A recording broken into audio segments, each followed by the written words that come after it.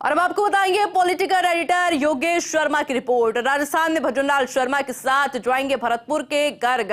देशव्यापी स्तर पर चर्चाओं का बाजार इस वक्त गर्म चल रहा है। जयंत चौधरी की पार्टी आरएलडी थाम सकती है एनडीए का गठबंधन, और ऐसा अगर होता है तो देखिए राजस्थान में भी सियासी समीकरण पूरी तरह से बदलते हुए नजर आएंगे।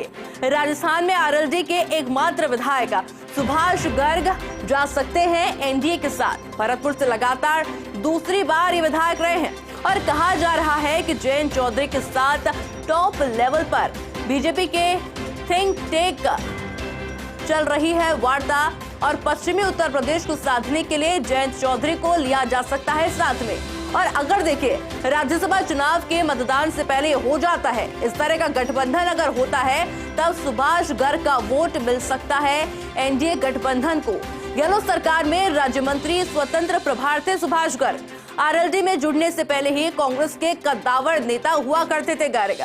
उल्लेखनीय है कि भजनलाल शर्मा की भरतपुर के मूल निवासी हैं। और इसी खबर पर अधिक जानकारी के लिए पॉलिटिकल एडिटर योगेश शर्मा भी जुड़ चुके हैं। योगेश जी, जरा पूरे राजनीतिक मायने इसके समझाइए कि अगर ऐसा होता है तो कितना फायदा इससे बीजेपी को होने वाला है। देखिए हो सकता है ये जयंत चौधरी का एनडीए है, न केवल पश्चिम उत्तर राजस्थान पर भी इसका व्यापक से भरतपुर डिवीजन, और भरतपुर डिवीजन में भरतपुर अलवर को भी मिलकर 3 लोकसभा सीटें, जिनको जो ब्रज का इलाका है, जो पश्चिमी उत्तर प्रदेश से सटा हुआ इलाका है, वो अपने आप में बहुत ही अहम है। और राजस्थान में आरएलडी के एकमात्र विधायक हैं सुभाष गर्ग, और सुभाष गर्ग कद्दावर नेता है। भरतपुर से लगातार दूसरी बार विधायक बने हैं। इस राज्य में वो मंत्री भी थे और काफी प्रभावी मंत्री के तौर पर उन्होंने छाप छोड़ी थी। उनके नेता जयंत चौधरी अगर बीजेपी के साथ जुड़ते हैं, जिस तरह की खबरें उत्तर प्रदेश के और दिल्ली के राजनीतिक गलियारों से आ रही है, तो ऐसे में निश्चित तौर पर एक बड़ा राजनीतिक परिवर्तन राजस्थान में होगा।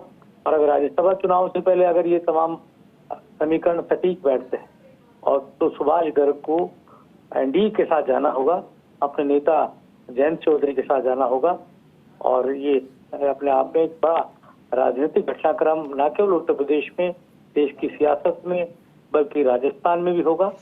और भरतपुर के ही हमारे मुख्यमंत्री भजनलाल शर्मा भी वहीं के मूल निवासी है, तो निश्चित तौर पर पूरी राजनीतिक जो ताना बाना है वो अपने आप में बदला हुआ नजर आएगा।